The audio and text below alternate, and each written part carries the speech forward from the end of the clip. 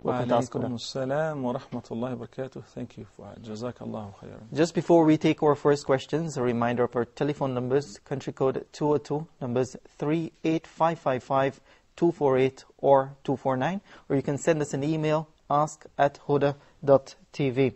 Doctor, the first question is from Wafa from the Kingdom of Saudi Arabia. She's making mention of that hadith which mentions that women are mostly the dwellers of the hellfire, and she's asking why. بسم الله الرحمن الرحيم الحمد لله رب العالمين والعاقبة للمتقين ولا عدوان إلا على الظالمين. I praise Allah alone and I send the best peace and salutation upon His most beloved Prophet Muhammad sallallahu alayhi wa sallam. Yes, indeed, there is a hadith narrated from different ways, and it's a sound hadith in which the Prophet sallallahu alayhi wa sallam got to take a look at the fire of hell. And he once after giving the khutbah on one of the Eid days, he said, Ya ma'ashara nisa tasaddaqna. He addressed women and said, give in a charity and give in abundance, in a charity. Since I have seen you, the majority of the dwellers of fire. Why? The Prophet ﷺ explained, for two reasons. يكثرن اللعن ويكفرن العشير. He said because they curse a lot, and يكفرن العشير, the word kufr or kufran al-ashir, it's taken from kufr, which is denial or disbelief. Yakfurn, they asked the Prophet ﷺ, how do they disbelieve? He said, Yakfurn al-ashir, in a sense that the wife, her husband might be treating her very well for a decade, for two. And if one, he does something wrong, she would only remember the bad events and the wrong things, and she would say that I have never seen a good day with you, and so on. This is very common, and it happens a lot with women.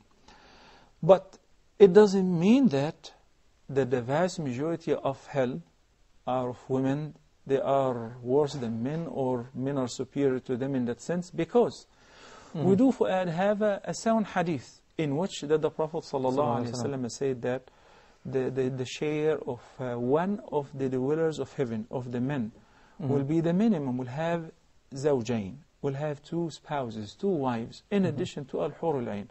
This is something we're addressing only Muslims with, because if you don't believe in the unseen, it would not really help you a lot. But as Muslims, as believers in Allah subhanahu wa ta'ala, in the Day of Judgment, in the hereafter, in heaven and hell, that we were informed that there is something called al-hur al-ain, the purified women in heaven, for the dwellers of heaven. So the Prophet ﷺ said that each one of us, besides al-hur al-ain, would have أَوَّلُ زُمْرَةٍ يَدْخُلُونَ الْجَنَّةِ. The first group of men would enter heaven, would have each two wives of human beings, of women of this life. So that indicates that also women in heaven would also outnumber men. And that is due to the fact that women in general are outnumbering men.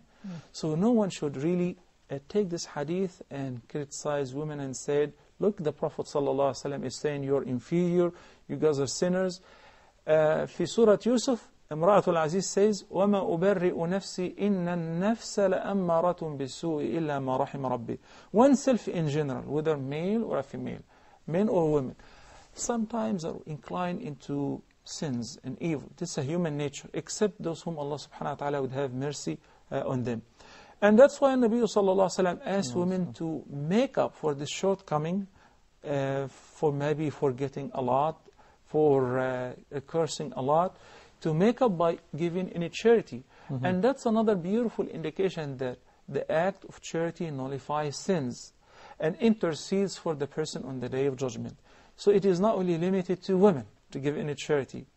It is for every Muslim to give in a charity in order to wipe out his or her sins and to draw nearer to Allah subhanahu wa ta'ala, especially during this blessed month of Ramadan.